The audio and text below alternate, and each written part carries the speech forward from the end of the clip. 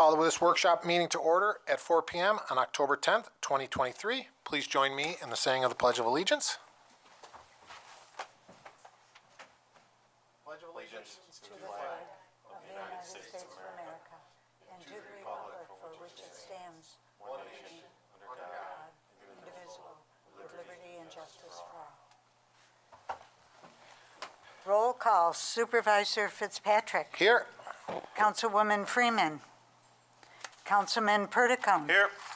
Councilwoman Romeo. Here. Councilman Weiner. Here.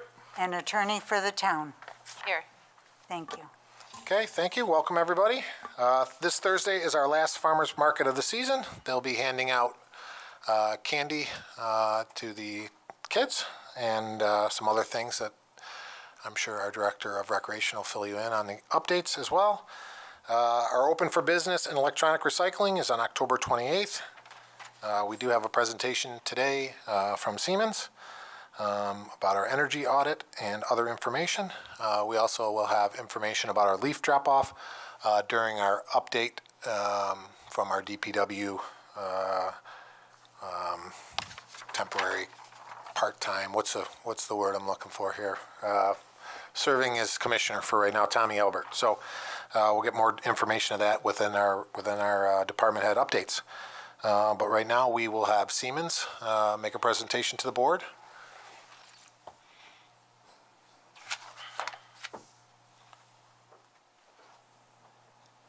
you'll indulge me, we'll put it up on the screen, but I also printed off copies so everyone can see.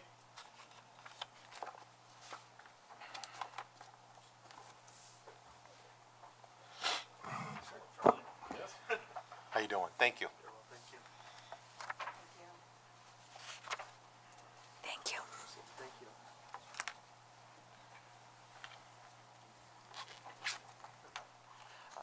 Well, first of all, thank you all so much for allowing us the opportunity to share a little bit of the work that we've been putting together over the last 6 months here in the town of Irondequoit.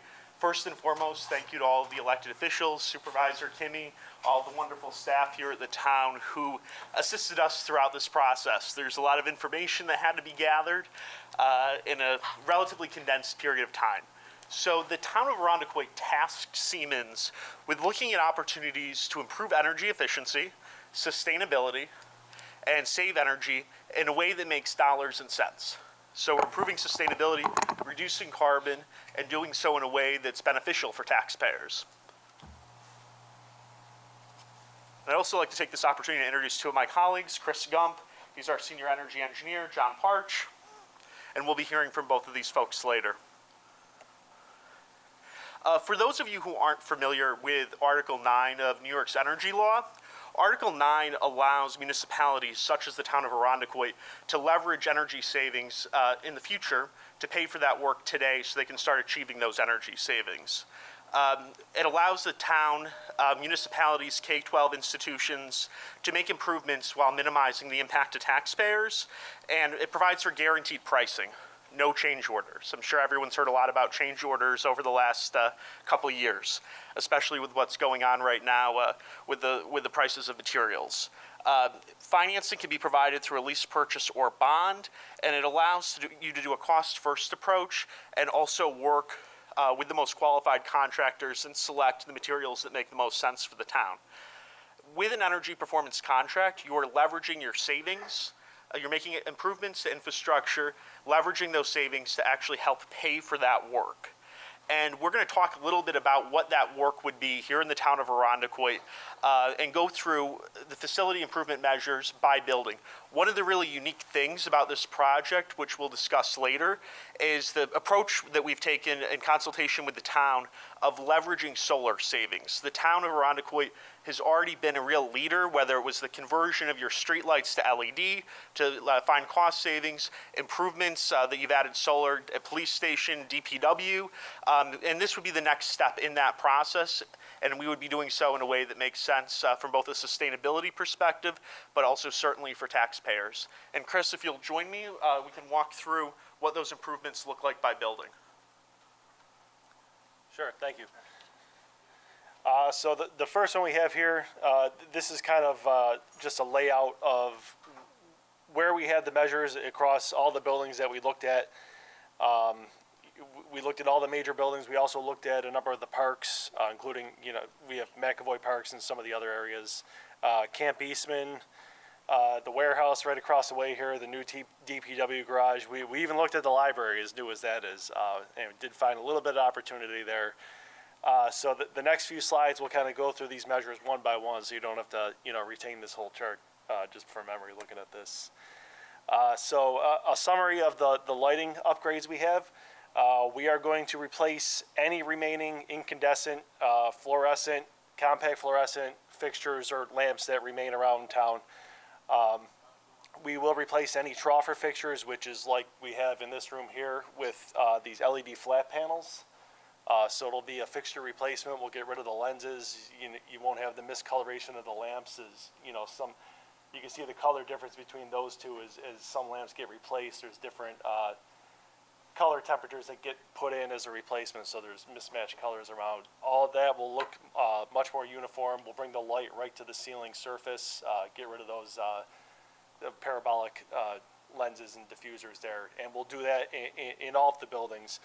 We'll replace high bay fixtures, for example, like in the DPW garage with new LED high bay fixtures. We will relamp in areas where it makes sense. This would include like storage areas, mechanical spaces, back of house type areas, as we would call them, in fixtures where that makes sense. And then any remaining outdoor fixtures that haven't been converted to LED, we will replace those with LED. Most of them already have, but there are still some around town that we will remove and replace. Building envelope improvements. This really has to do with air infiltration and exfiltration, keeping the conditioned air in the building and not allowing outdoor air to get in. This entails sealing up doors with new weather stripping and door sweeps underneath. That includes overhead doors as well, replacing gaskets that are damaged or non-existent. We'll seal where walls meet roofs. We did a full audit on all of these items so that we know exactly where these deficiencies are. So we will seal up where roofs and walls hit and there's air getting in or out. We'll seal up roof-mounted equipment. We'll lift the curbs up and seal around there, primarily exhaust fans. You see a little example of a infrared shot there where there's some heat getting out. And then the last one there, the attic hatch cover in this building leading up to the bell tower. You can see a fair amount of daylight there that we will seal up with kind of just like a foam board hatch that can be removed to the side when someone needs to get up there, but prevent air from getting in or out when access is not required. Some of our mechanical measures. The heat pumps in this building up on the upper floor, there's only 5, but they're over 20 years old, so just beyond their useful life, we will replace those. I should mention here, this heat pump in the back part of this room that's fairly loud, we do have a plan to relocate that unit out into the hallway and then have it ducted in to try to eliminate some of that noise that you hear in meetings. So providing the same comfort while getting rid of some of the noise. There are exhaust fans both in this building and the public safety building across the way that are either not functioning or not exhausting the right volume of air. We plan to replace those with new motors and fans to get that air exhausting as it should be and get the air changes that we need in both buildings. There is a condensing unit around back of the public safety building that provides cooling for the central air handling unit there. That's well beyond its useful life. It's over 20 years old, so we're planning to replace that.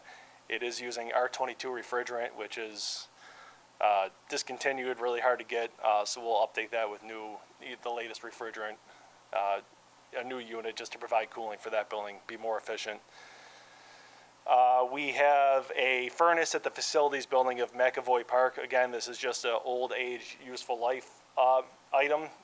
We've heard that the heating coil has frozen over in the previous winters, so it's getting to the point where it needs to be replaced if it's going to keep that building warm through the winter. And then lastly here, the new farmers market garage that's being converted as we speak. We have a plan to provide radiant electric heat back there. not using forced air will allow for surfaces to be heated, not the air. So when understanding that when all 12 of those overhead doors are open, all the air, warm air won't rush right out of there. We'll be more so heating the floors and the surfaces and the people in that space versus the air. So it will keep it warm even when those doors are opened up. And then lastly here, we plan to install some wheelchair/scooter charging stations in the 5 areas we listed here. The community center over at the mall there, the new farmers market garage, the library, McAvoy Park, and Town Hall.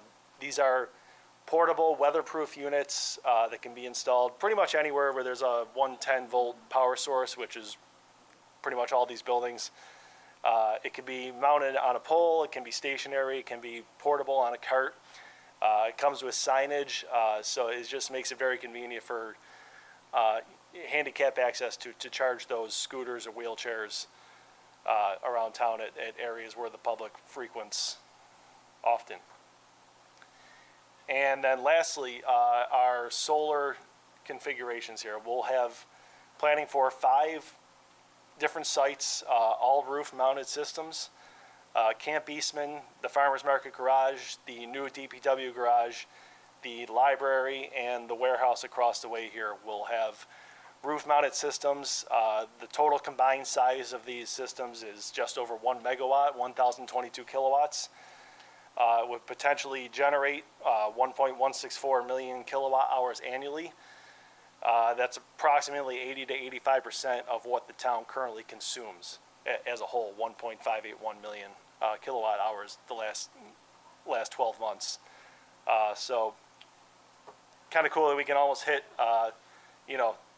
generation that's close to equivalent of what the town consumes at just those 5 sites. These next 2 slides just show carbon efficiencies. It's really, this is for the measures that will save energy, separate from the solar. It just shows a bunch of equivalencies. Just one, for example, is the energy savings that we would have from those measures is equivalent to a passenger vehicle driving just over 392,000 miles annually. So that's for the measures that save energy. And then for the solar, much greater impact, just for that same comparison's sake, a passenger vehicle driving 2.1 million miles annually. The equivalent of that electric energy will be generated by the proposed solar arrays. So just kind of cool, the effect on the environment if you convert it to, more everyday things, just to see the carbon greenhouse gas equivalency of what we're proposing. I'll turn it back over to Chris for the financial aspect of it. Sure, absolutely. And I think another important item to mention when we're talking about carbon, right, and how many passenger cars this takes off the road. Everyone's been watching the direction New York State is moving. If you're not familiar with CLCPA, I'm sure you will be soon. Although some of these regulations may be a couple years out, this is one way the town can help get out ahead of it and leverage the grant dollars that exist today to help you meet that challenge you're going to face in the future.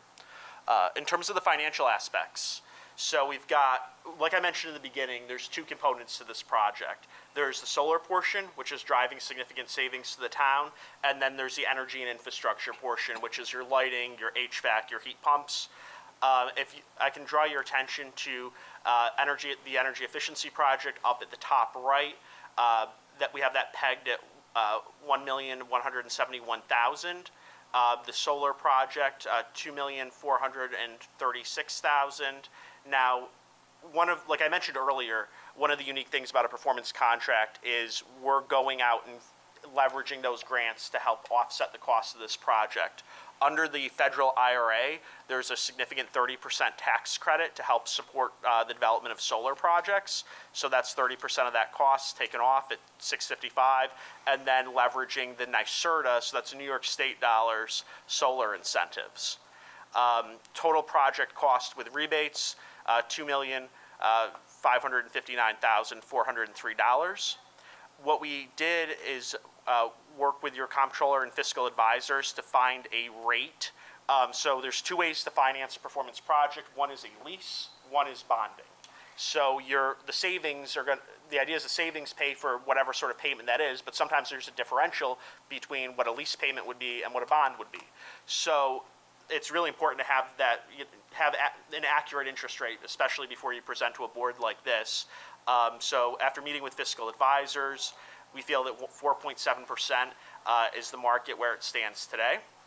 And then we've also included the cost of actually maintaining these PV panels. So solar should need minimal maintenance if it's done correctly, but there is a certain cost to maintaining it, a couple $1,000s a year, so that skilled professionals who know how to do it are actually washing the panels the right way and not damaging them. So we included that as well.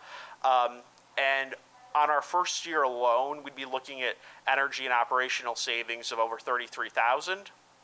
We have capital renewal, which is dollars the town would otherwise need to invest in replacing air handlers, HVAC units, and then we also have what the town would be getting back for solar credits on their bill. When all of this is said and done, after 20 years, the cumulative benefit right now is close to $200,000, cumulative positive benefit back to the town, while achieving the energy savings, while upgrading this infrastructure and getting all of those grant dollars. We've used a really conservative utility escalation rate of 3%. That's what it's been the last decade. So we're projecting that utility rates in this pro forma will rise at about 3% a year. If you've watched the news recently, it looks like it may be higher than that, but we're trying to be as conservative as possible so that you can have the facts in front of you and make a good decision for your taxpayers.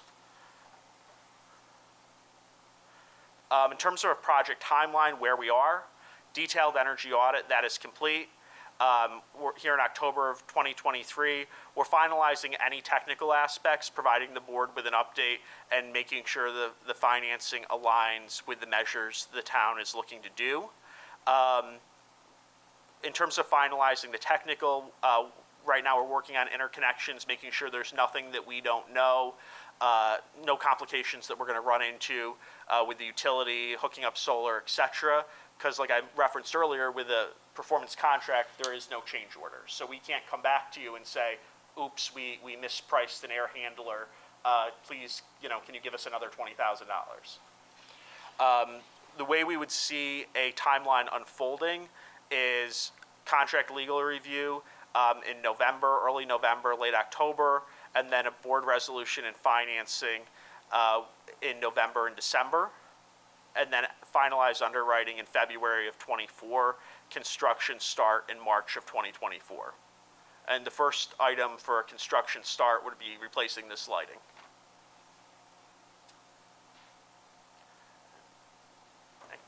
What sorts of questions can we answer? Okay, anyone have any questions? What's the number for annual capital renewal? Yeah, absolutely. So right now you've got a bunch of aging HVAC infrastructure that's absolutely at the end of its useful life, right?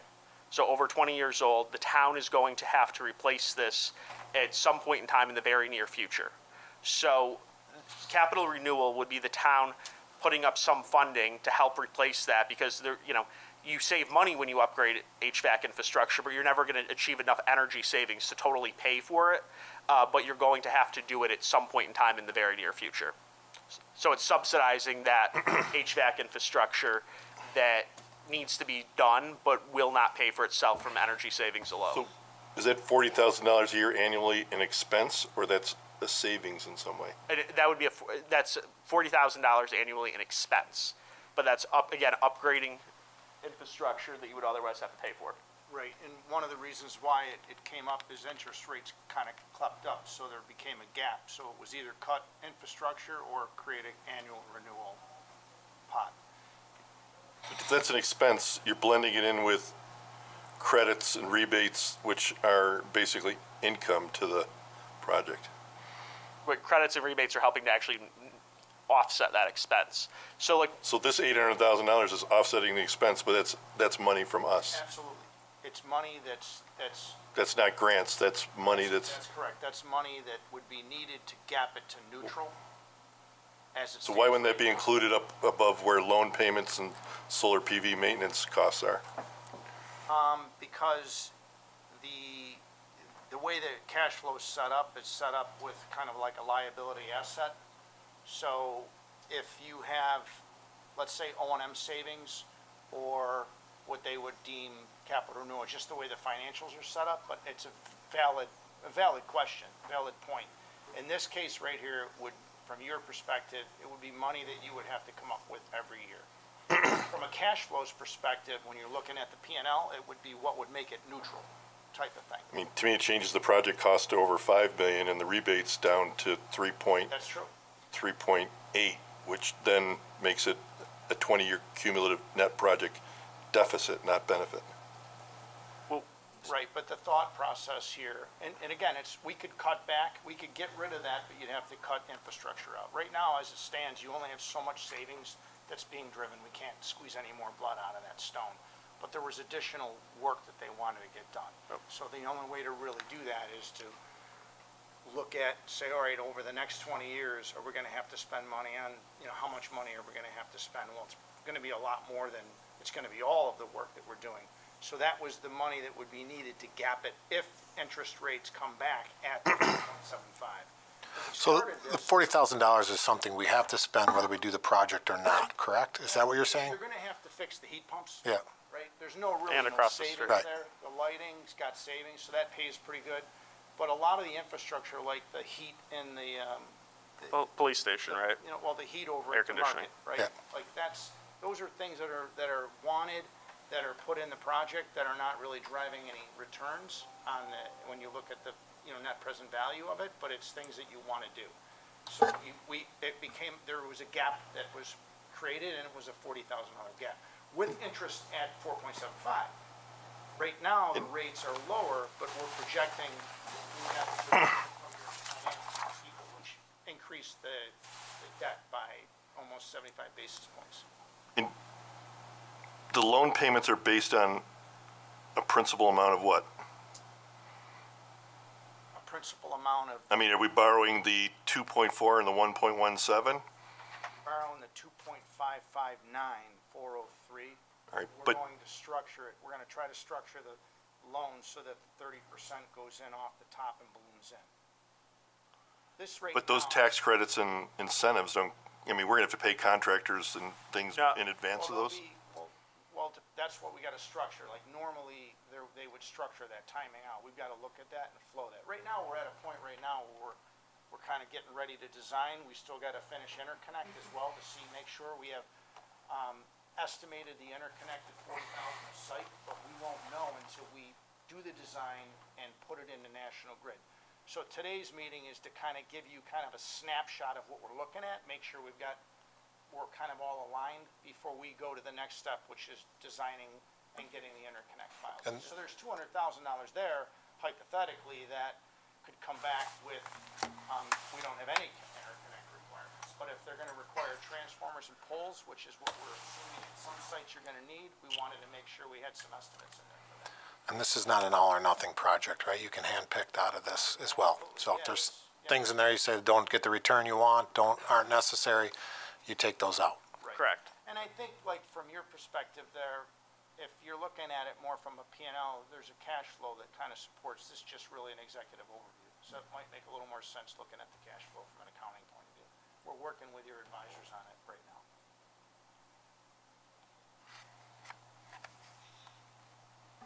Anyone else? Questions? I do. So you're talking about your next step now. As far as Siemens. Sure. When this gets going, if we, pick out what we want to do, what we don't want, do you self-perform this? Does it go out to bid? How is that going to work? Sure. So under performance contract, Siemens handles procurement for the town, pays the subs, works with the subs, supervises and projects manages the work. Some is usually self-performed, some is subbed.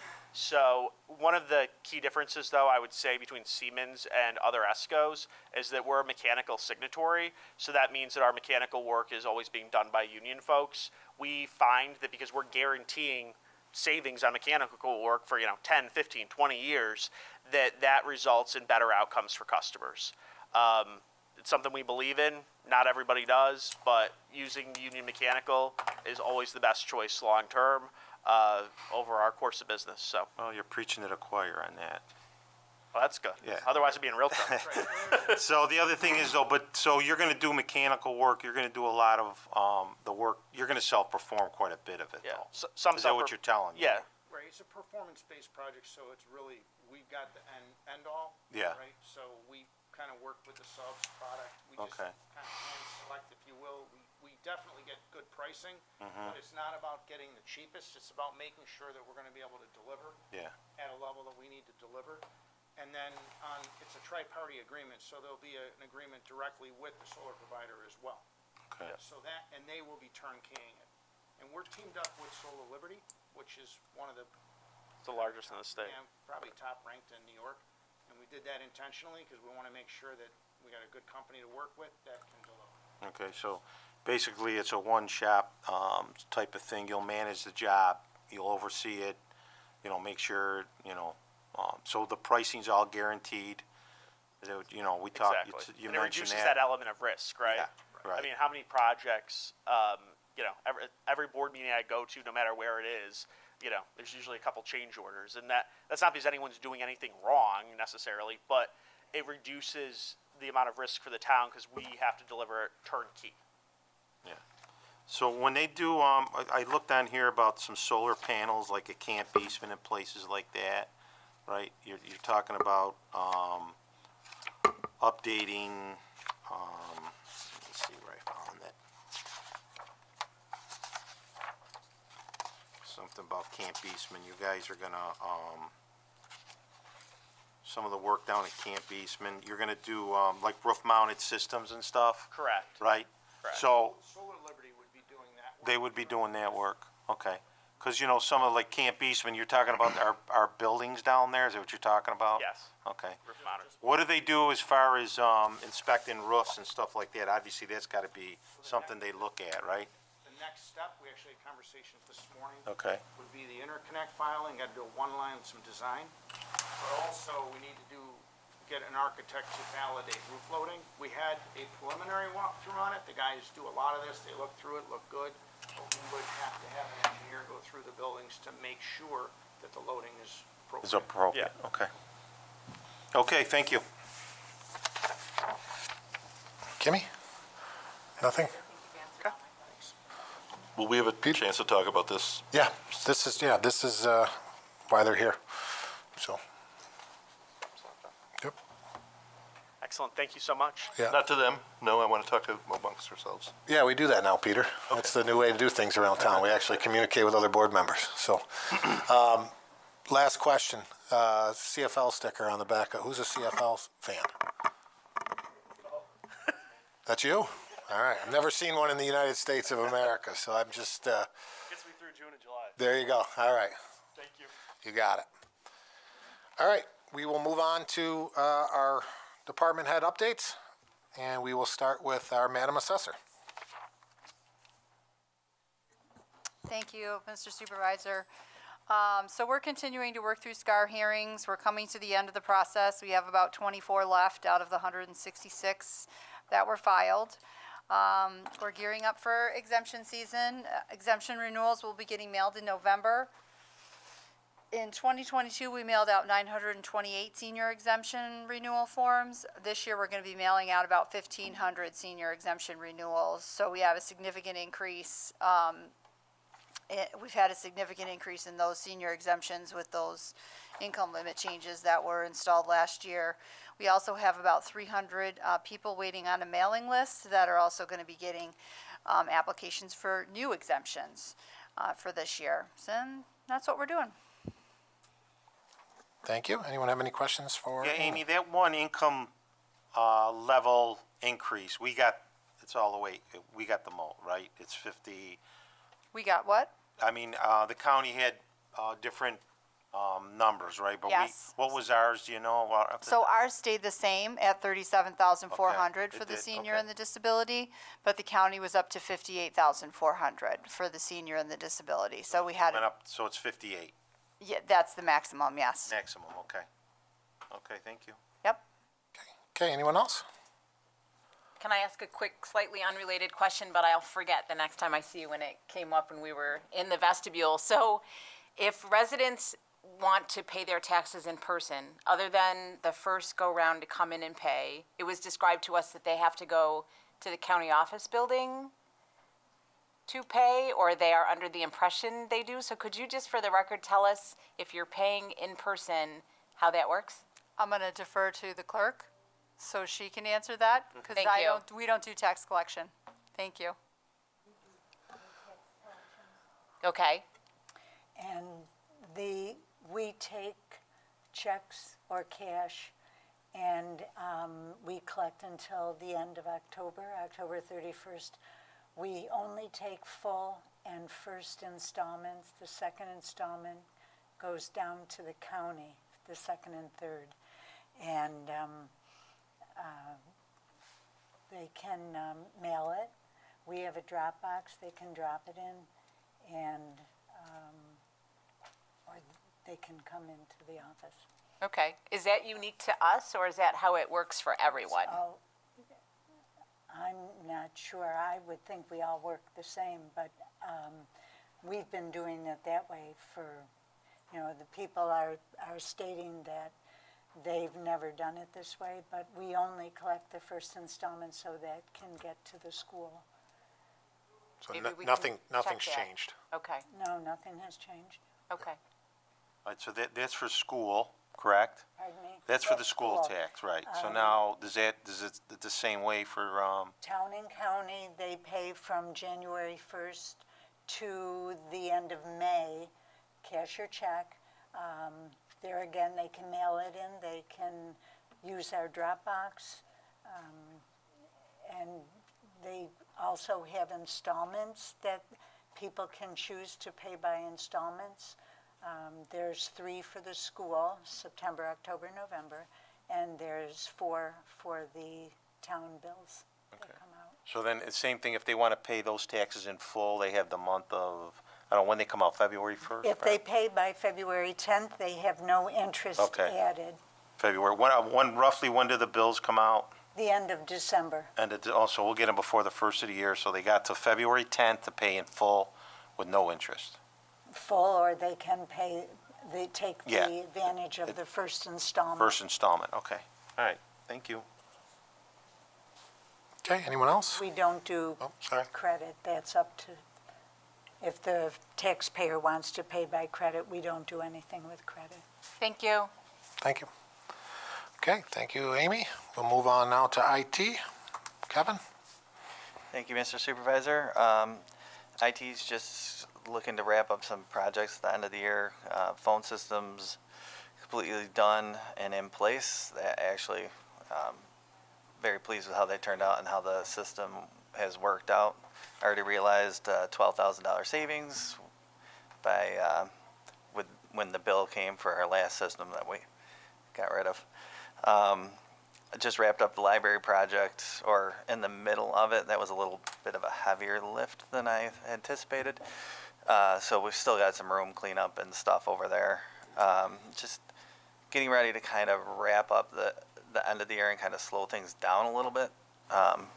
And just kind of fill in the gaps for the end users and just maintain the infrastructure and get ready for the next round, which will be the recreation site in November. Okay, thank you. Any questions for Kevin? Okay, we'll move on to DPW.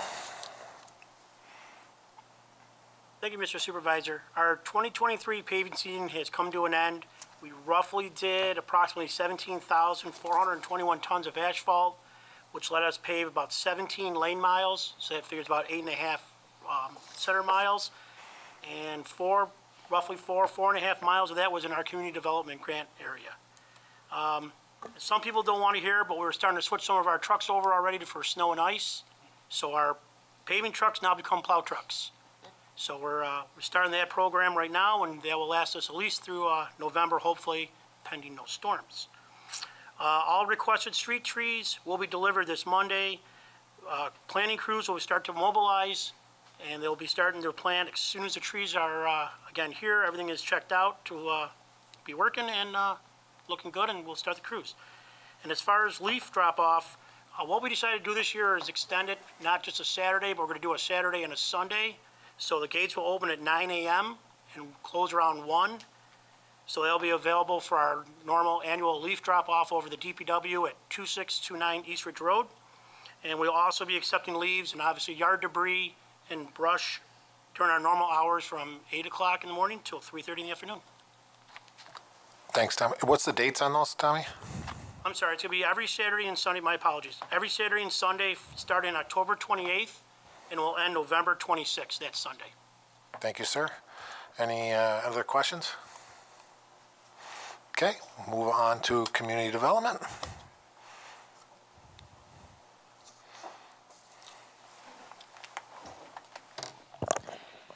Thank you, Mr. Supervisor. Just a quick update. Community development is ecstatic that we have 3 new employees in our department that have joined our team. Lorianne, Carol, and Lori are working diligently to get up to speed with the workflow.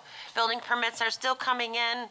The fire marshal's office is still busy working on updating their operating permits within the town.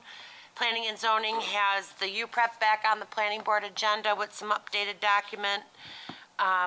Along with couple other new applications, one's for a single-family dwelling, and I'd also thought that the board would be interested to hear that the Sycamore Green apartment complex at 55 Strathmore Circle has made application to the planning board as well for, they're proposing a new construction of a building where the pool used to be, and facade updates, landscaping updates, new signage, dumpster enclosure, fencing, and possibly a new playground.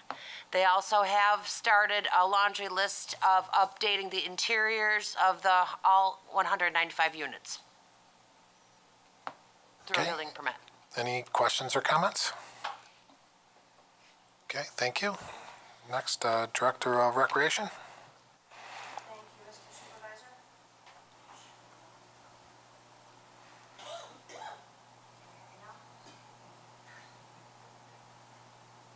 Can you hear me now?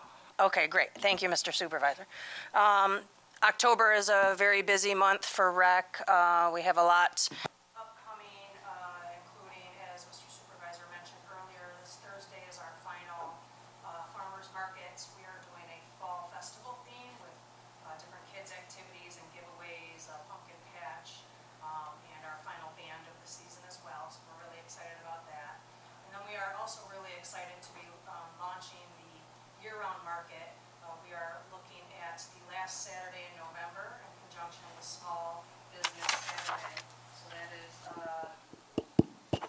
apologies, Saturday the 25th of November. So we're looking forward to that as well. We'll have more details coming on that.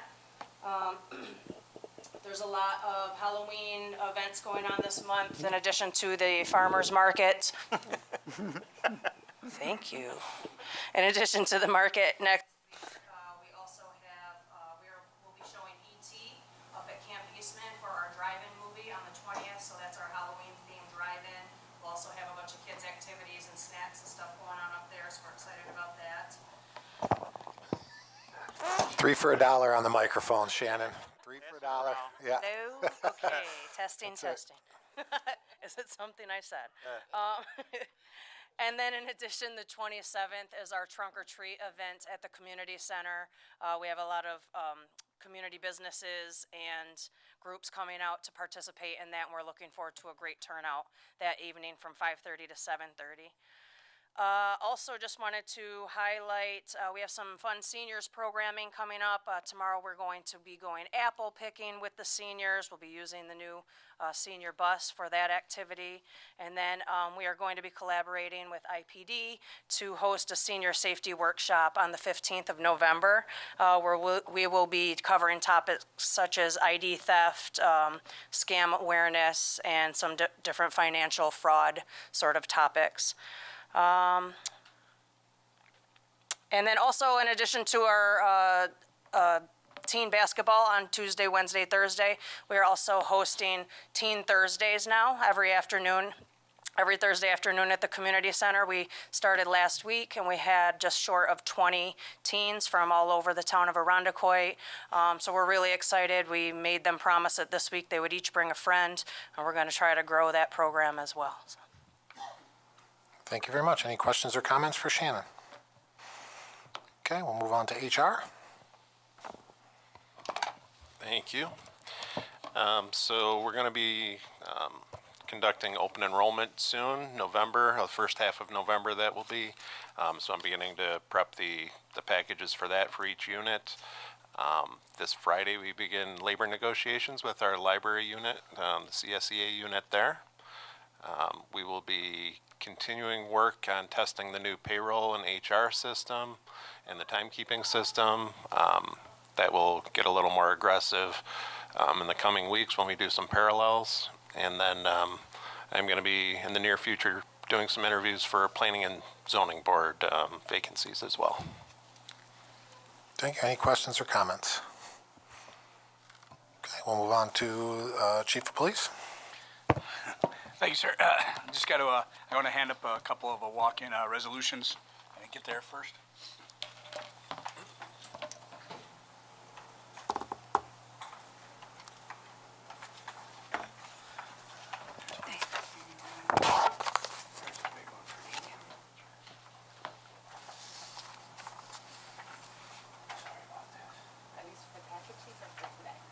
For the packet. Oh, okay. Yeah, so I just want you to have them so you can take a look at them. Thank you. Sorry, it's just Sorry, thank you. a lot of information, so it took a little bit time.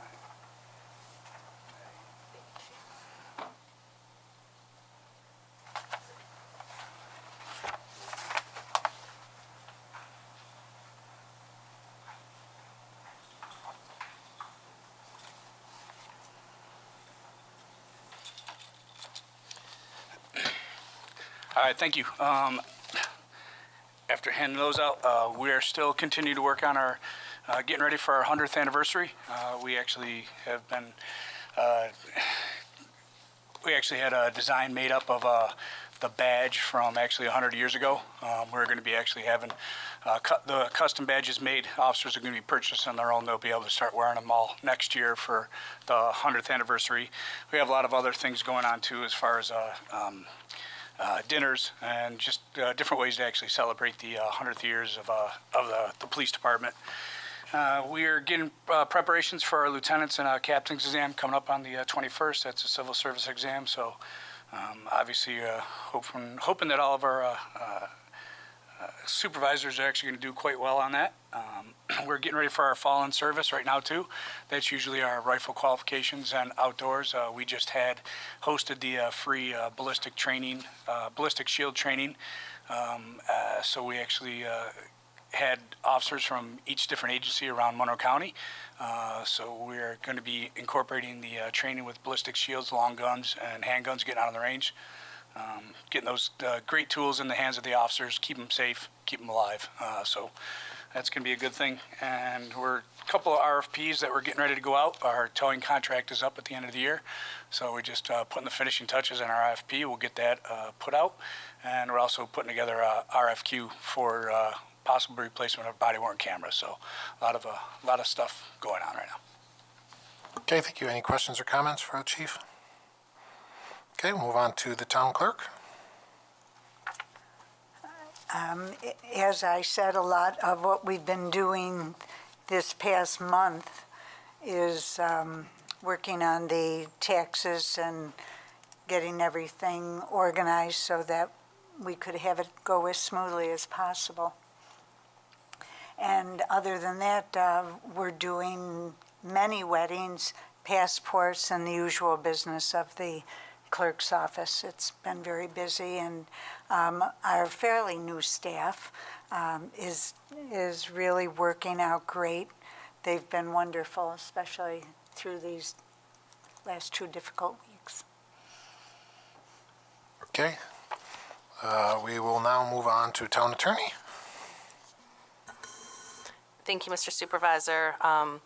So typically I divide this report into 2 sections, the first being legislative and the second being litigation update. So for legislative, you've probably seen over the last several months, we're updating different parts of the town code. And I did leave on the dais for each of you 2 resolutions that I'm walking in today. Both deal with moratoria. So there's been a lot of talk lately about short-term rentals within the town. This moratorium for short-term rentals would be for 1 year, and it would give the town the ability to really be thoughtful about how they approach it without kind of disrupting the neighborhoods in the ways that we've heard complaints about. The second one is a moratorium for secondhand dealer licenses. There's been a large increase in property crime throughout the county, and there have been some reports linking secondhand dealers to facilitating or in some ways promoting that type of crime. So this would be a 6-month moratorium on any new issuance of new secondhand dealer licenses. Again, this is just to buy the town some time to be really thoughtful about how they approach implementing any new regulations, if you choose to do so. So that's the legislative update. As for the litigation update, certainly there's the usual types of claims for property damage that have been filed. Insurance is handling all of those. As for ongoing litigation, we have the federal lawsuit filed by Councilwoman Freeman that was heard by the Second Circuit Court of Appeals last Thursday in New York City. It went well. That argument is available online if anyone's interested to listen to it. The attorney who's representing the town just did an excellent job in defending the town. And the town's position, of course, is that Judge Larimer's decision should be upheld because it was thoughtful and legally correct. And then I've also, over the past, well, gosh, I guess it's been a year, updated you as to a notice of claim that Councilmember Freeman had filed against the town. You'll recall that, you know, when there's a notice of claim filed, the town then has the ability to question her in what's called a 50H deposition. We can also request medical records and ask for an independent medical examination. And we've done all those things. We've asked for those things, but she has yet to actually submit to those things. And she has to do that before she can actually file the lawsuit. Notwithstanding that, in preparing for the argument before the Second Circuit, I was doing some just research and found a newly filed lawsuit September 21st, related to the incident that's detailed in the notice of claim. And although service hasn't been complete for that lawsuit, we did go ahead and answer that last week. And we've actually asked for discovery, too, the things that we haven't been able to get through the notice of claim process, so a deposition, medical records, an independent medical examination. And there have been some counterclaims asserted as well, this being the 4th or 5th, depending on how you count it, lawsuit against the town. So some malicious prosecution, abuse of process, that sort of thing. So I will continue to update the town as that proceeds. Okay, thank you. Any questions for the town attorney? Okay, we'll move on to our comptroller. Thank you, Mr. Supervisor. Just a quick update from the comptroller's office. The tentative budget was filed today. Each of the board members have a copy of that in front of you. Thank you for all the departments. It was really a team effort, so I thank everyone for all their work with the budget. The budget workshops are next Wednesday and Thursday, October 18th and 19th. And following that, we'll have a special board meeting on Tuesday, the 24th, for adoption of the preliminary budget. Other than budget work, we're still working through our financial software transition. Looks like we're going to be rescheduled a little bit further back until mid-November. We're also working to process about 2,000 refunds that were created for the tax bill error that occurred in Irondequoit. And other than that, it's just normal day-to-day activities. And on to the financial report. The 2023 financial results as of September 30th. 75% of the year has elapsed, and the town's total expenses, actual expenditures and encumbrances of $30,292,000 are lower than budget at 69.6%. Actual expenses are $27,636,000, or 63.5% of budget, and encumbrances are $2,656,000, or 6.1% of budget. Typically, encumbrances are still sizable at this point in the year as departments are committing to services, supplies, and commodities that will be needed for the remainder of the year. The general fund expenditures total $18,749,000 and are below budget at 68.2%. The actual expenses total $17,477,000, or 63.6% of budget, and encumbrances are $1,272,000, or 4.6% of budget. Encumbrances include townwide street lighting, legal fees, EMS services, and other contracted expenses throughout the town.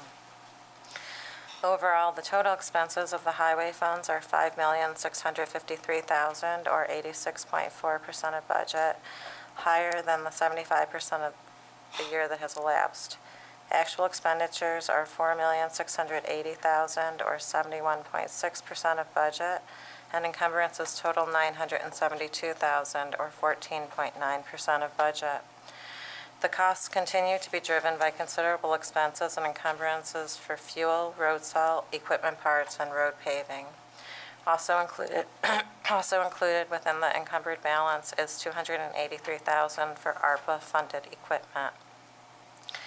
The library expenditures are lower than budget at 67.3%, a year-to-date total of $1,882,000.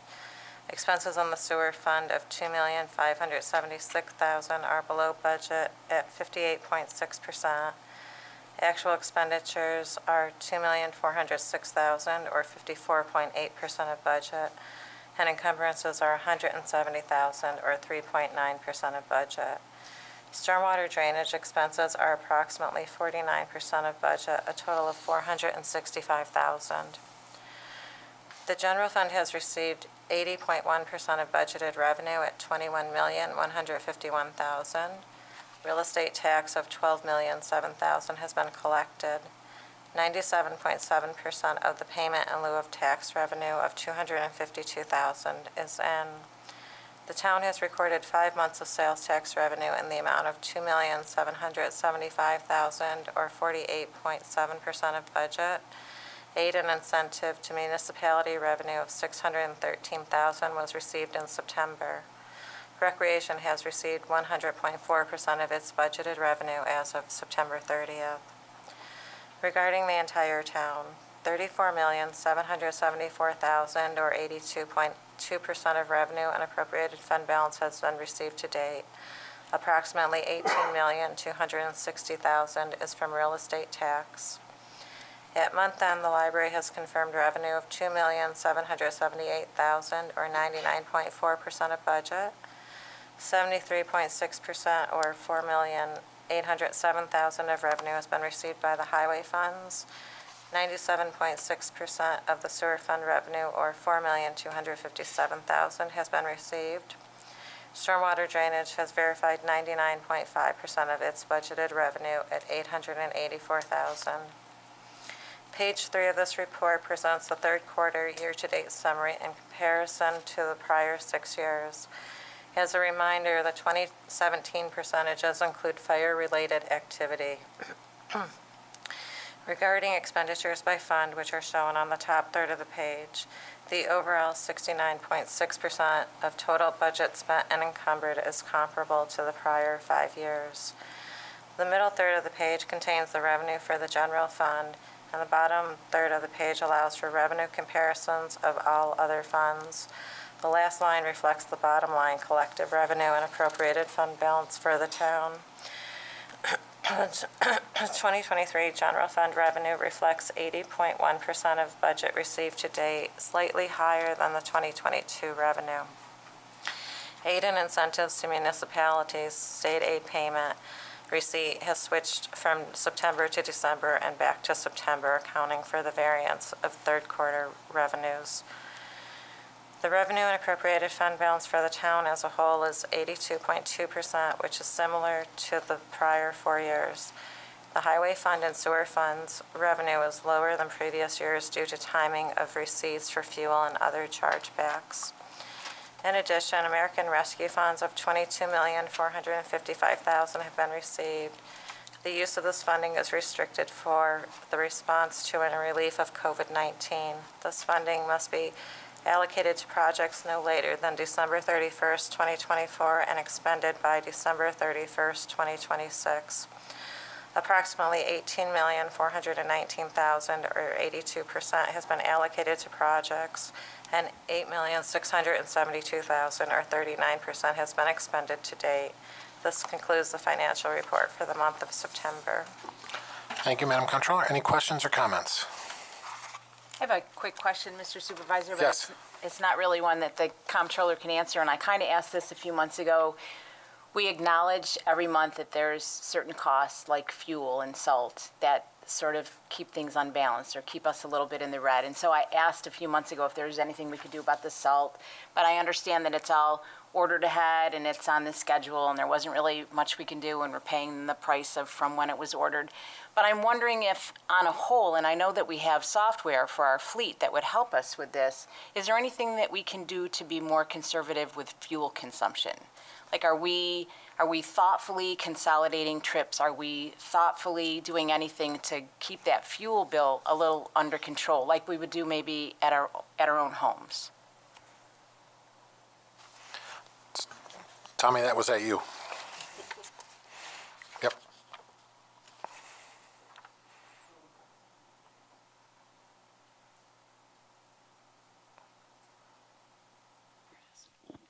Thank you, sorry about that. As far as fuel consumption, all that, obviously we had a very busy summer this year with paving, storms, and all that. The crew has been advised to try to use less vehicles if they could. If a crew can go out in 2 vehicles, they'll use 2 instead of using 3 or 4. So we are trying, we are doing some educational pieces. We are doing some encouragement to the crews to start using less vehicles and different means. And when they get on a job, unless you're using a vehicle for traffic or for safety of the crew blocking the road, warning people, because obviously safety is our number one priority, they are advised to shut the vehicle down, again, unless the vehicle has to be operating in order for it to do its job. Other than that, yes, we are doing what we can for encouragement and education for the crews to try to consume less fuel. Thank you. Anyone else? Okay, we'll move on to minutes. There's 3 sets of minutes that will be up for approval. That is the September 12th workshop, September 19th, the regular town board, and September 26th, the special town board meeting. Okay, any questions or comments regarding the minutes? Okay, thank you. We'll now move on to items for board action at our board meeting on October 20th, Okay, or 17th, I'm sorry. I started the items for board action with the 5 public hearings that we're going to be holding. The first 4 will be with the assessor's office. Okay, Amy? Do you want me to talk about those now? Sure. Okay. So they're all related to what we called for last month. Changes to the partial tax exemption for seniors. There's a couple of changes that is going to be made to that one. That is there's a different way of calculating income that the state has decided they're going to use, and this will allow us to include some income that it's a local option for us to include certain income that is not automatically included in the new calculation.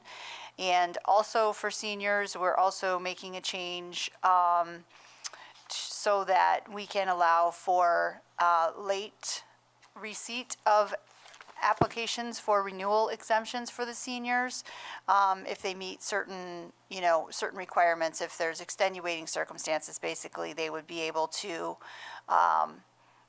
turn in the renewal application after March 1st up until grievance day in certain circumstances. So that's what the changes are for the senior exemption. And that's the first public hearing. Okay, any questions or comments on this matter? Okay, next item, Amy? So, Sorry. How do you want to do it? I don't know. Just go right ahead and just read them right out. So, all right? You want me? Sure, just Okay. go right through all the public. Okay. Yep. So the next one is authorizing a change to the local law relating to the partial tax exemption for alternative veterans. So this year, the county adopted a new maximum for the 3 different levels of this exemption. It's basically, it allows for up to a certain amount of assessment to be exempted depending on what they qualify for. The county decided to increase the maximum, and to stay consistent with the county, I am asking the town to also increase the maximum. This helps us be consistent with the county savings. And also, this is not a very large increase to the town in terms of exempted value, and this is a way to appreciate veterans, especially in light of the fact that we have higher assessments now. So these exemptions will keep pace a little bit better with that. So that's for alternative veterans. Okay, thank you. Any questions or comments? Okay, next item, Amy? So the next one is to change the local law authorizing partial property tax exemption for persons with disabilities and low income. So the state also changed the way income is calculated this year for this exemption as well, similar to the senior exemption. And similar to the senior exemption, we are allowing for certain, I am asking you to allow for certain income to be included in that calculation that is not automatically included. It is a local option that we have to opt into in order to be able to count this income when the people apply for the exemption. Okay, thank you. Any questions or comments? Okay, next item. So the last one is to change the local law authorizing an extension of real property tax exemption for volunteer firefighters and volunteer ambulance workers under certain circumstances.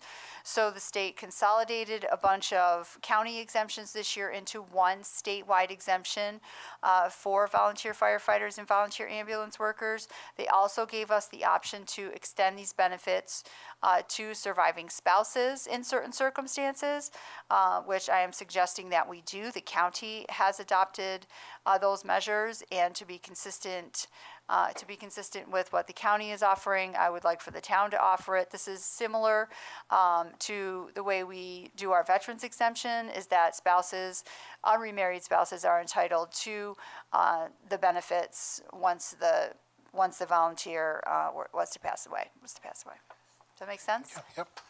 Any questions or comments? Okay, Madam Clerk, next item.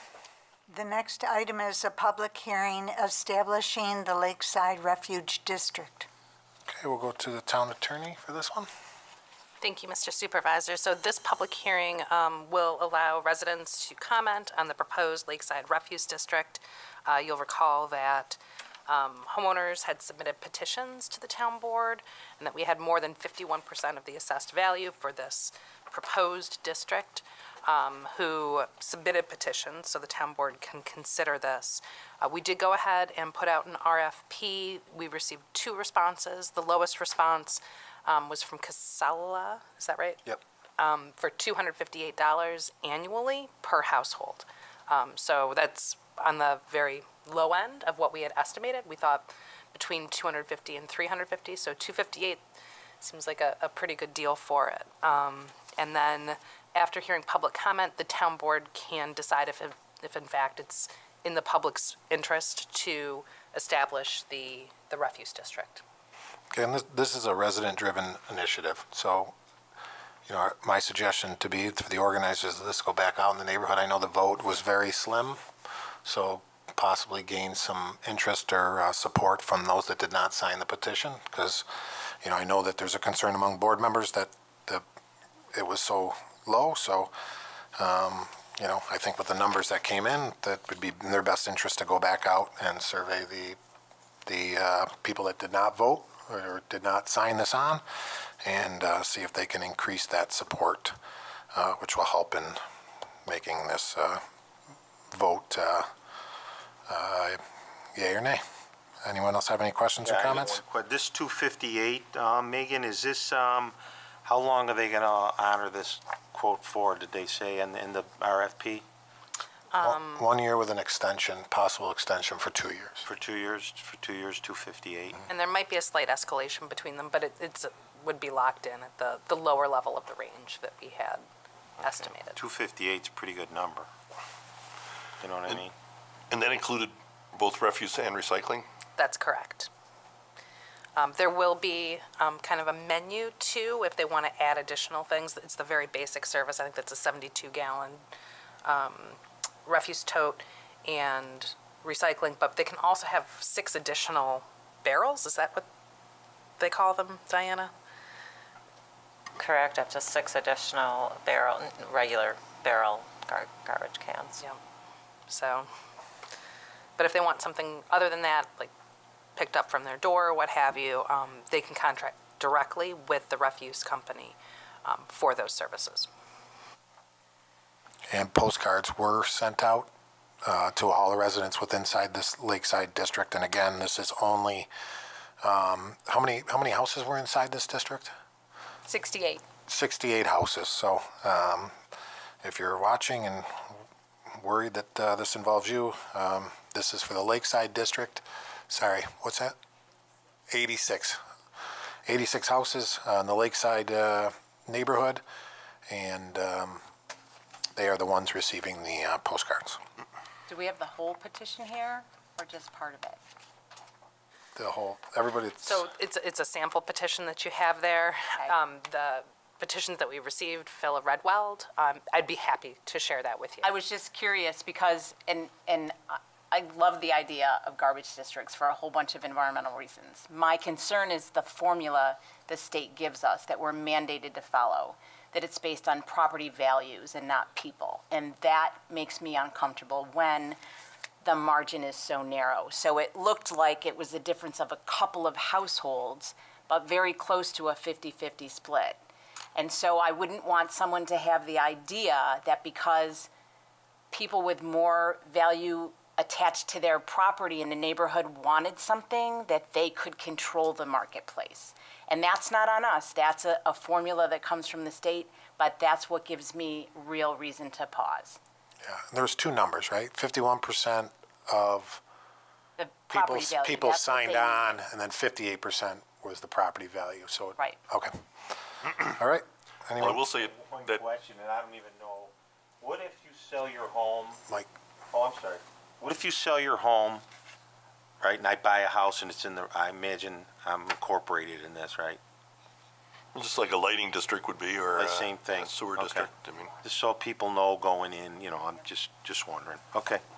well, at $258, I'm based on my refuse collection bill. Wouldn't be hard for me to agree to if I didn't agree to it before. Me also, Pete. I agree. That's a very good discount comparing it to what, and I have Casella now, so. I would say too that the petition process can be a little onerous because it does require you to fill out a form. You've got to have it notarized and delivered to town hall. So to the extent that people are able to come to the public hearing, that would be helpful. And not that I want to speak out of turn, but I think probably emails to the town supervisor, letters can be sent too. And all of that will be considered as part of the record. Yeah, and that's, all this is why I suggest that the people that organize this in the neighborhoods with the close margin, they go out and meet with the people that wouldn't sign it or couldn't sign it and see if they're able to get, more support there. And, there's a possibility of people that sign the petition might not be happy with whatever, so that they have a chance to. So that's all. So anything else?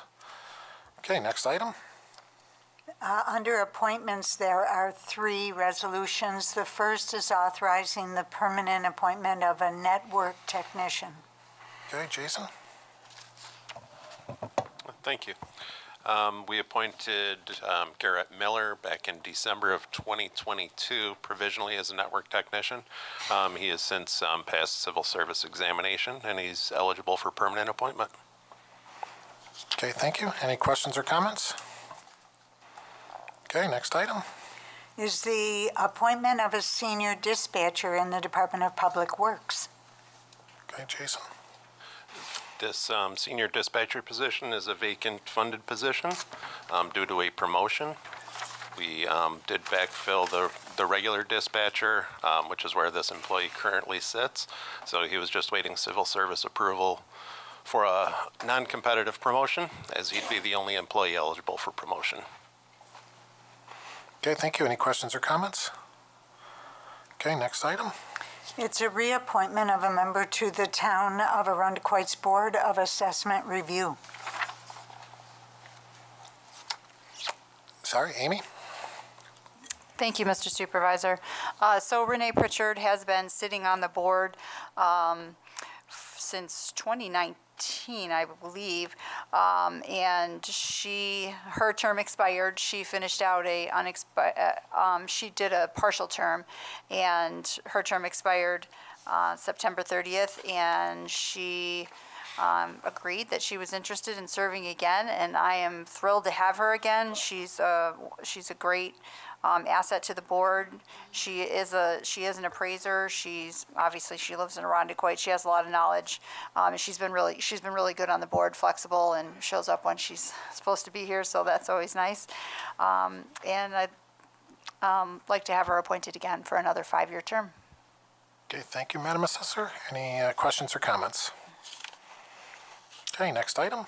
It's declaring certain equipment surplus property from the Community Development Department. Thank you, sir. This is in regards to a plotter that has been up in our department that we'd like to declare it surplus equipment, where IT is going to work with I'm sorry, it's obsolete, no longer used by the town, with a recycling company to see if we can get it to them to recycle it. It's been sitting up there unusable for quite some time. So we'd like to declare it surplus. Okay, Madam Clerk, resolution's not in our packet. We'll make sure we get that out to the board members? Okay, thank you.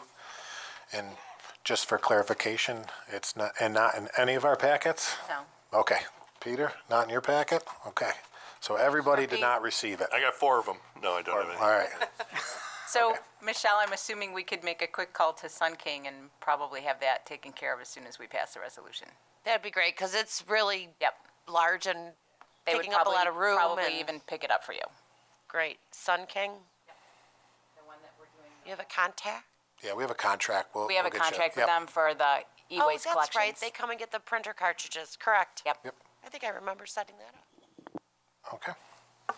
Okay, sorry that's not in your packet. We'll get every board member a copy of that. Okay, next item.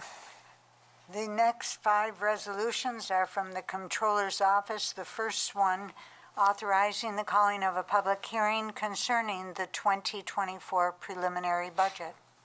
Okay, Madam Comptroller. So this is an annual resolution to call a public hearing related to the 2024 preliminary budget. This is required. This resolution would authorize the public hearing be held on Thursday, November 9th at 7:35 for public comment on the upcoming budget. Okay, any questions or comments? Okay, next item. Is authorizing an agreement with the Bonadio Group for annual audits of the town's financial statements and employee deferred compensation plan for 2023 through 2027. So the town's contract for audit services expired with the completion of the 2022 financial statements, and a request for proposals was issued on August 11th. We received 2 responses, Between the two responses, I am recommending that we move ahead with an agreement with Monadeo Group to perform the audit services for the town for the fiscal years 2023 to 2027. Okay, thank you. Any questions or comments? Okay, next item. Next one is an agreement for elevator maintenance and appropriation of fund balance. Okay, so this resolution would authorize a $5,000 general fund balance draw to be used to make repairs to the elevator at the town hall building to ensure proper working condition and safety of visitors. Okay, any questions or comments? Okay, next item. Next item is for the supervisor to enter into an agreement to provide rental and cleaning services for various town facilities. Okay, so this resolution would authorize the supervisor to enter an agreement with Cintas Corporation for mat rental and cleaning services for the town facilities, including the town hall, the public safety building, the library, and the community center, and the central garage. The entryway mats minimize the amount of rainwater, mud, snow, slush, and salt being carried into the building. Okay, any questions or comments? Are we currently in a contract with them, or do we not have one? The contract expired, I believe it expired in August. And this is the, Darwin Soto, our building maintenance foreman, got the quotes from 3 companies. Thank you. In late September, so we're just bringing it forward to replace the existing. Very timely, thank you. Okay, thank you. Any questions? Darwin is here to answer any questions. I don't know what that's there for. I will add that, that's my mistake. The quotes. It was written in invisible ink. Yeah. Double secret contract. Okay, next item. Okay, the next item, there are, I'll say now, there were 2 resolutions that are duplicated on this agenda, on this tentative agenda. This one is one of them, and the one under supervisors, the second one. They will be removed, and when I finalize this tentative into an agenda for next Tuesday night. So now we're on to IT, which is authorizing the supervisor to enter into a contract for a plotter for the Information Technology Department. Okay, thank you. Kevin? Thank you. This plotter is to replace a failed unit at the DPW. It's something that is used to print large plans and scan. Went out to request for a quote on this because the town standardized on Canon. There are only 2 authorized Canon dealers in the city, and we went with Usherwood as the low bid on this one for this plotter. Okay, thank you. Any questions or comments? And the plotter we're surplusing wouldn't. That's 2 plotters ago, so Right. the one at the DPW was purchased when the building was built, and it's the cost to repair it is greater than the value of the plotter currently. So we'll be entering into a lease, as is typical with units like this. They should usually you don't buy printers of this. You would lease them to let them recycle out. So Kevin, does this lease also include maintenance, and is a lack of having a maintenance contract part of what killed the first one? No, we had a maintenance contract. It just, with the complex equipment like this, they will tend to, just give no warning and they'll die. This doesn't include maintenance. For the first year, it's covered under warranty, but the total that's in the quote there's every year, subsequent year for the 60 months, there is maintenance on it. What kind of things do we typically print on the plotter? I would have to defer to the DPW for that.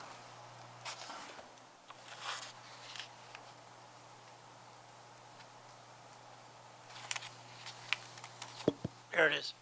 Sorry about that.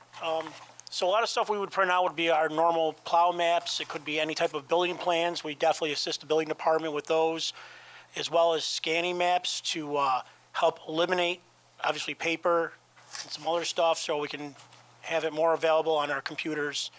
But the main priority, obviously, is just our maps and updating some of our infrastructure reports.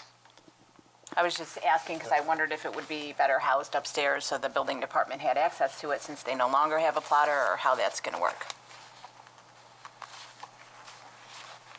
So we have one, so after our surplus and lease of this, we have one plotter. It's One just so we're plotter. all clear, right? We Yeah, have one so plotter. where's the Okay. best place for that one plotter to live that everybody's going to get serviced by it? So we are not looking at a second plotter next year.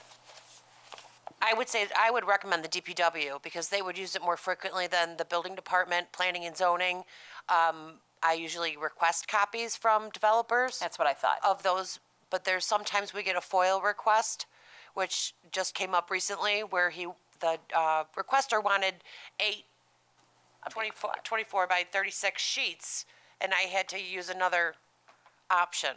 Gotcha. If we considered outsourcing, just like using a service like Avalon or on an on-demand basis for printing and plotting? I didn't know that existed, Peter. I apologize. Do we, I mean, the answer, I guess, would rest in how often we use the plotter, right? So do we use it enough to where it would become a nuisance to go outside?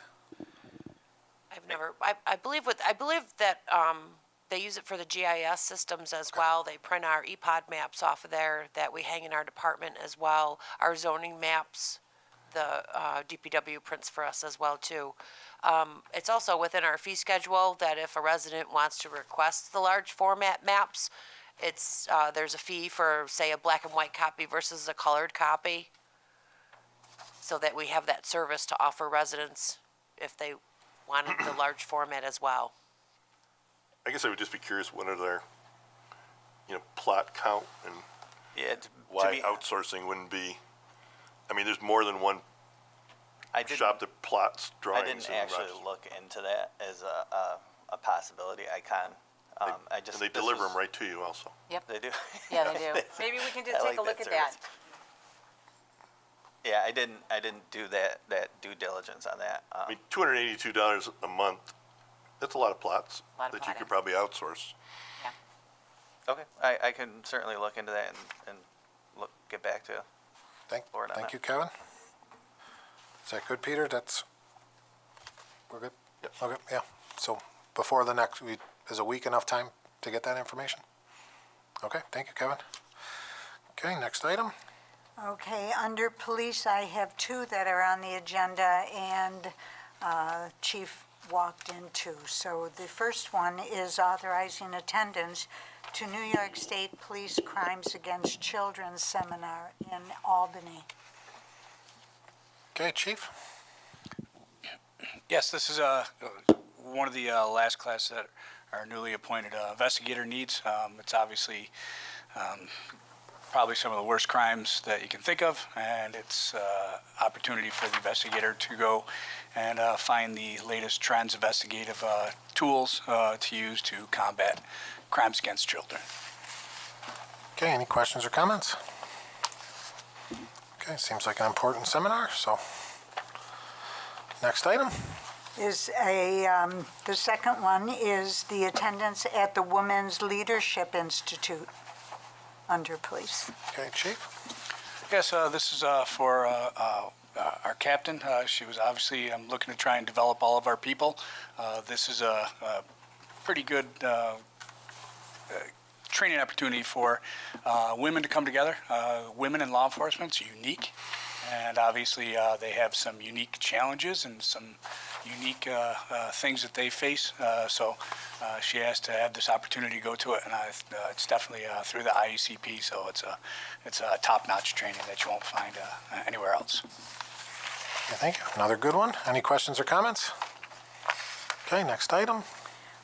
His third resolution is authorizing a non-binding letter of understanding with the West Irondequoit School District to promote school safety. Okay, Chief? Yes, this is, I think, the same letter of understanding that was signed last year. This is just an updated version. Basically, West Irondequoit said that they'll obviously assist us in any way, anytime that any type of criminal matter might pop up, they'll basically follow our lead. Okay, thank you. Any questions or comments? Okay, next item. His last reso is authorizing a memorandum of understanding with the Bureau of Alcohol, Tobacco, and Firearms for participation in Joint Firearms Task Force. Okay, Chief.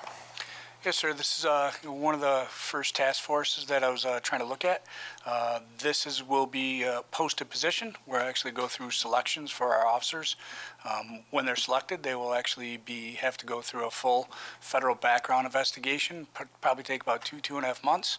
And then after that, they will be assigned to the Violent Crime Task Force out of the ATF.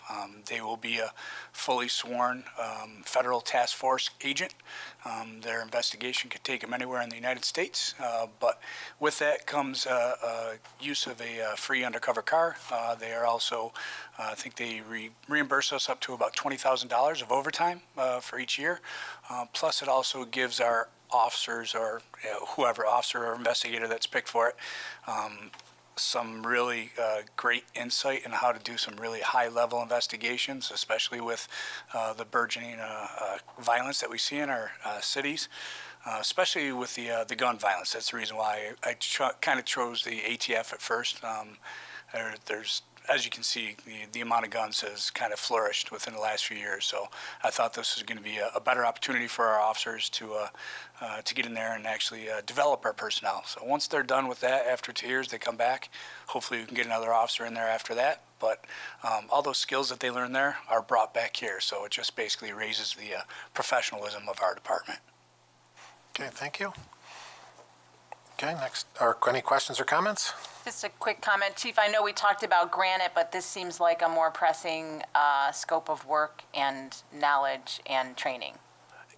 Yeah, I don't want to say it's more pressing. I was just looking at the two. I still want to put somebody up in granite. Okay.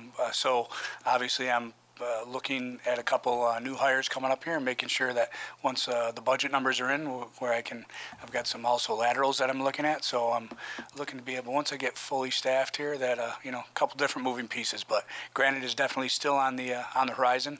I know this one kind of takes a little bit longer to get somebody through the background process. So I wanted to start this first. Gotcha. Thank you.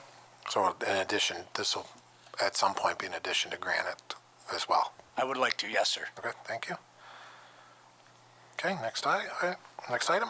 Under Public Works, there's 7 resolutions. The first one calling for a public hearing in accordance with Section 202B of the town law to consider authorizing pump station upgrades within the town consolidated sewer district. Okay, Mr. Albert. Thank you, Mr. Supervisor.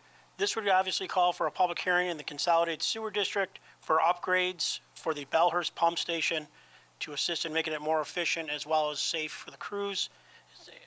We're looking for approximately $600,000. Okay, any questions or comments?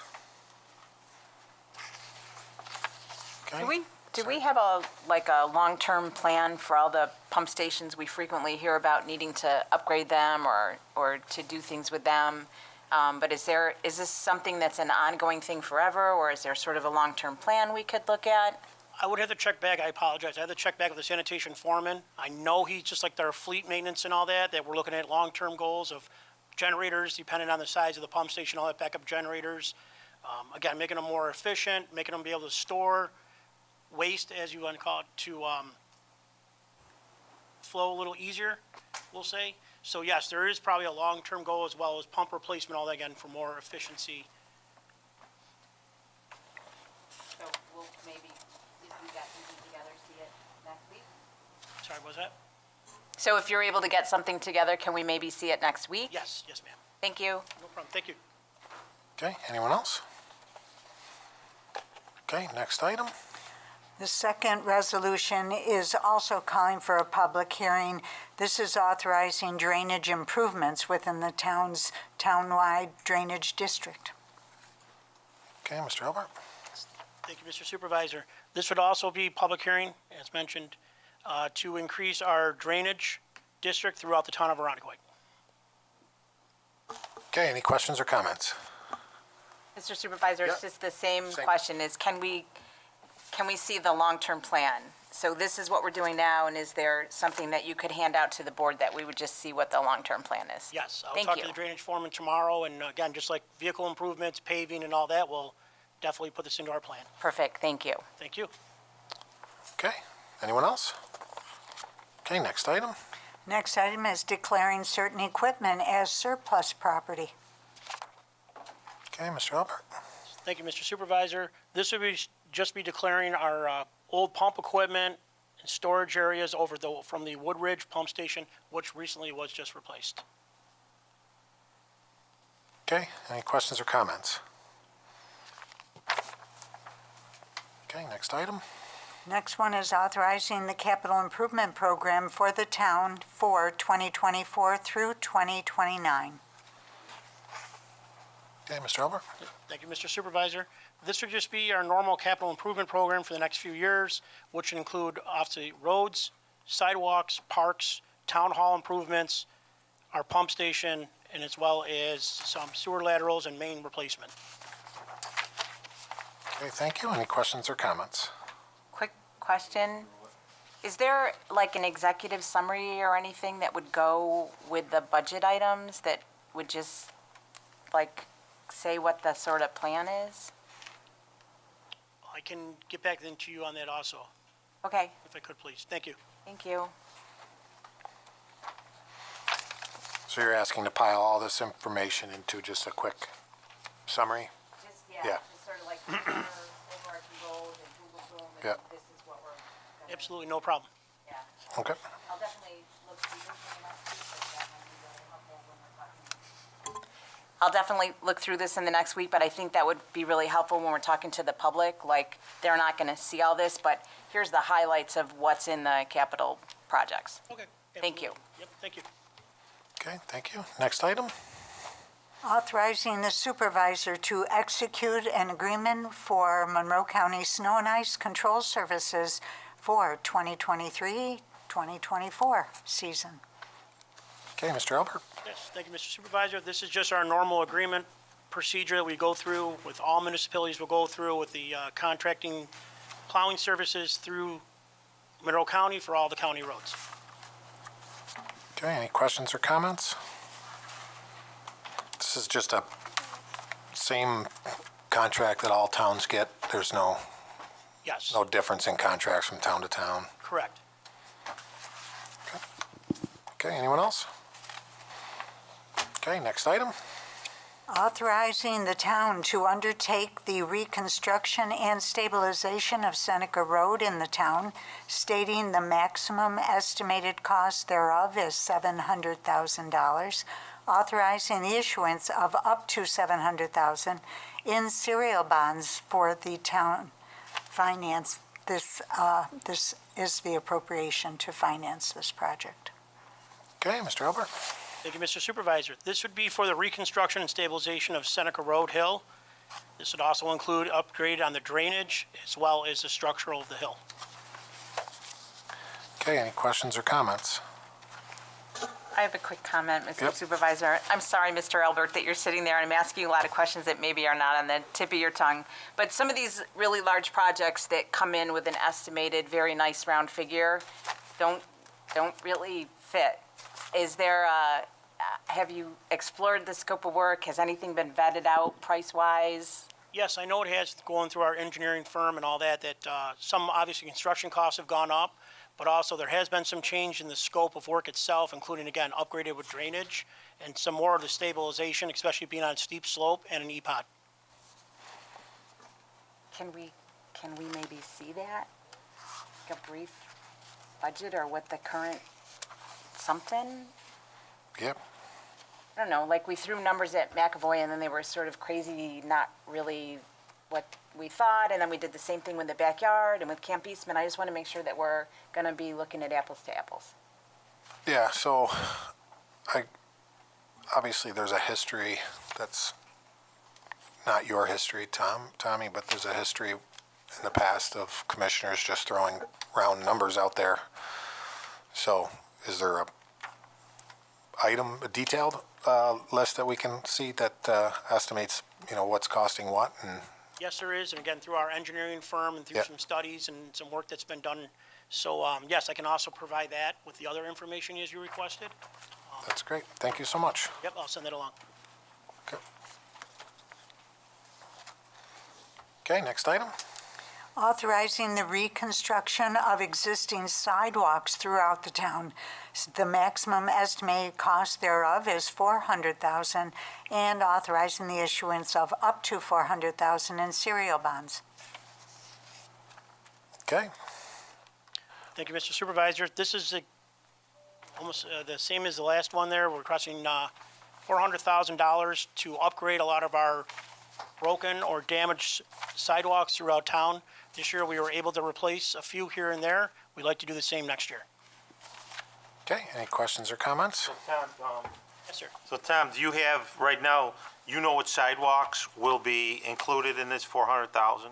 I do not, but I can get back to you also Okay, on that through all our I'm form. certainly sure you have some type of schedule that where there's a need. Yes. Okay. All right, thank you. Thank you. And this is going to be self-performed by the town or by contracted entities? Most of the work can actually be done within house. Anything that's going to be long slabs that have to be replaced, we've been using a contractor. So we can replace our own here and there skip block where they replace one every few feet or every few slabs. But anything that's going to be a long road and continuous and all that, we've been using some contractors. Okay, thank you. Any other questions? Mr. Albert, you are off the hook for right now. Until you, with some work to do. All right, we did talk about, that's it for the agenda, right? Or no, you For have, that agenda, we have one item on the workshop.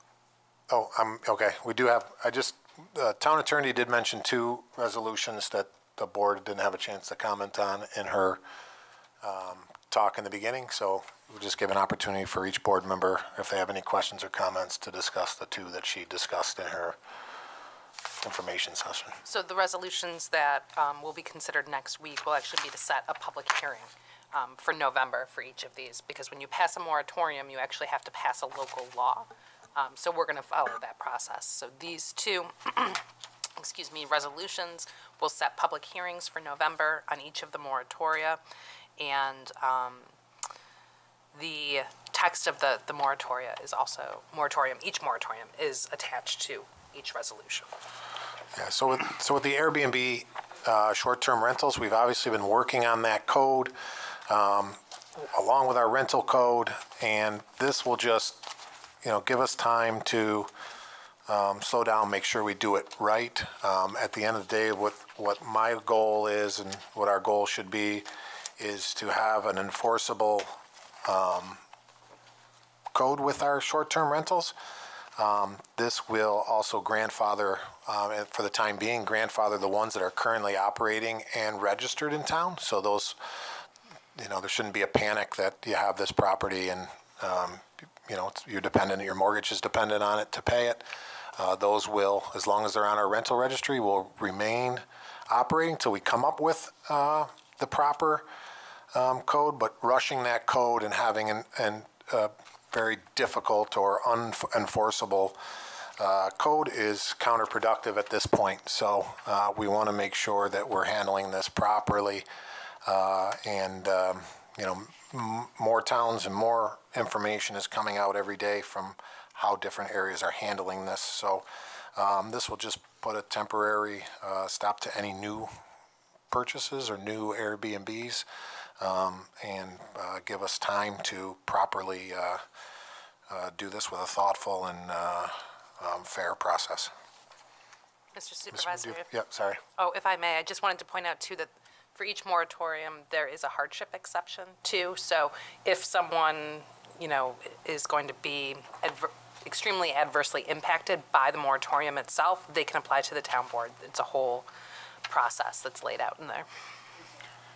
So we're going through the listings right now and letting some of the owners of these properties know that this is coming down.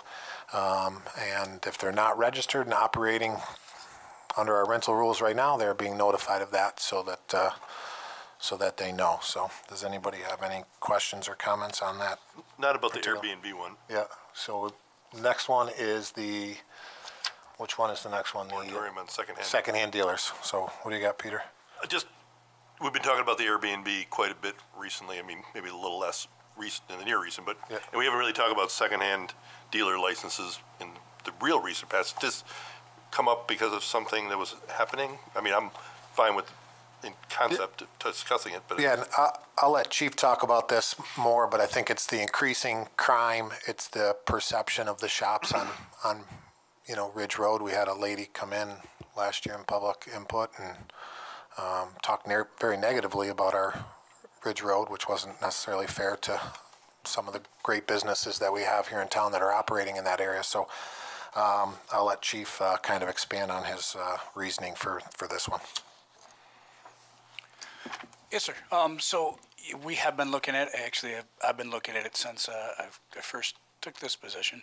I looked at actually what is going on. We've had quite an issue countywide for several years with a lot of secondhand dealerships taking in a lot of stolen merchandise. I'm sure there was a pretty high-profile case up in Greece, a couple ones over there, a couple, I think that was tied in with another shop right at the corner of Westridge and Dewey Avenue. Same thing, talking millions of dollars worth of stolen goods. The amount of money, our Home Depot up here on Ridge Road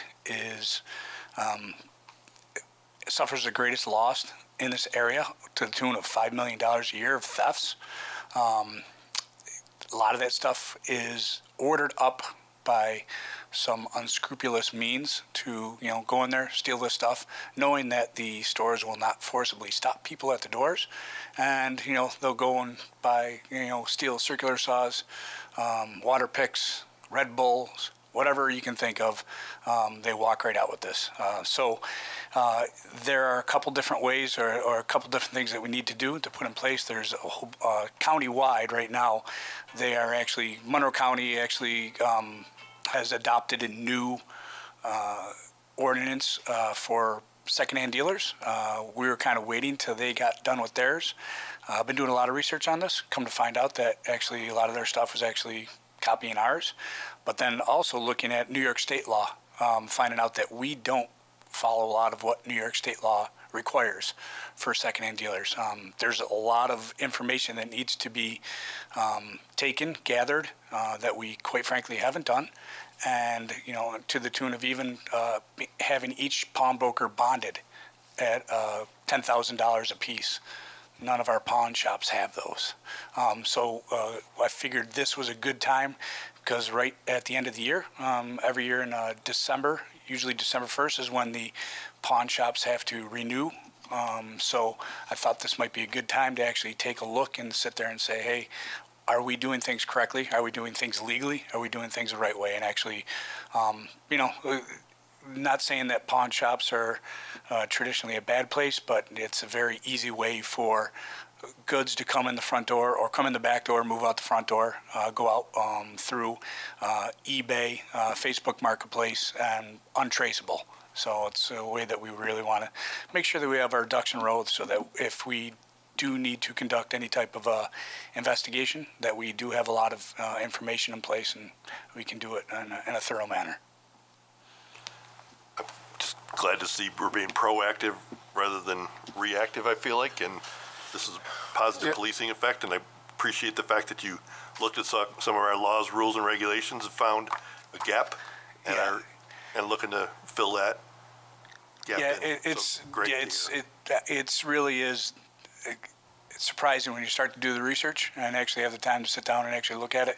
The town of Greece right now has actually pretty robust laws, but obviously I think they're learning too after that large-scale investigation that they had over there. So the county's been struggling with it for the last couple of years. I knew it when I was at the DA's office, and it's one of those things that really kind of, I looked at it and I really want to sit there and make sure that the town, I want to make sure that it's a legitimate business and it's not going to be something that's going to look upon negatively for the town of Irondequoit. Excellent, thank you. Yeah, so I think this is, a great thing that Chief has found, and we're doing this in every department, and, I'm closing in on 2 years now, and this comes up almost daily where we discover something, whether it be a code, policy, procedure that needs updating, needs to be just followed, has been ignored. So it's a long process, and thankfully we have added some great staff here, and we have great staff that's been here and is assisting in this and trying to do the right thing. And sometimes you just have to slow things down to get them back on track. So we're doing that all over the place, and to some it's not fast enough, but it's being done, and it hasn't been done in a long time. So kudos to everybody that's working on different areas. So thank you. All right.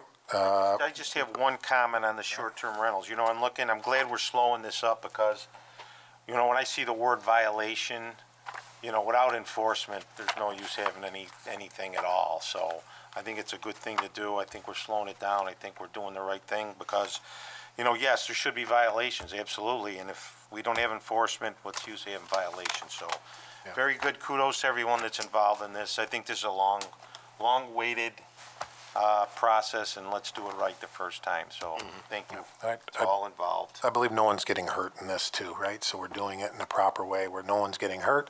And at the end, it should really help everybody. So with both the Airbnb and the pawn shops. So, the fact that we're not collecting bonds from them, which is a, simple thing to do, that we've ignored that for who knows how long, is troubling. So slow it down, stop it, do it in a manner that's not hurting anybody, and will help a lot of people once it's done. So, all right, we do have an item for board action tonight, so we'll move on to that. Resolution authorizing the supervisor to enter into a contract for screen rental for 2023 movies Under the Stars. Okay, motion to adopt. Moved. Can I get a second? Second. Okay, we'll move Director of Recreation, Shannon. Thank you, Mr. Supervisor. This resolution will allow us to move forward with our contract for the rental of the movie screen and accompanying equipment for our final drive-in movie at Camp Eastman, which is scheduled for the 20th of October. Okay, and I assume this is being brought forward tonight for a timing issue? Yes, after our movie last month, we decided we needed a larger screen. It was pretty well received last month with over 65 cars, and we are anticipating more cars for the showing of E.T. Okay, childhood favorite there. That's we're going back for these, yeah. Okay, all right. Anyone else have any questions or comments?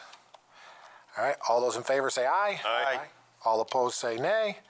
Okay, this resolution is adopted. The kids will get to see E.T. So on a nice big screen. All right, with that, this includes our workshop meeting. We have several meetings coming up, and I've lost that sheet of what we have coming up with all our budget meetings. Because I want to announce those. I apologize. Do we have that list?